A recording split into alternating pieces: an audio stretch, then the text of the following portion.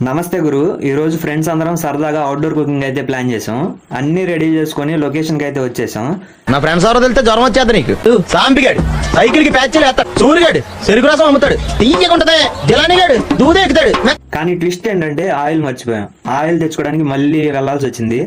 Oil తెచ్చేలోపు rice అయితే neat గా కడిగి టైం వేస్ట్ అందుకని పొయ్యి మీద పెట్టేశా. మా ఫ్రెండ్స్ కట్టెలపై దండయాత్ర చేశారు. సరిపోతారని అంత చెప్పినా వినలేదు.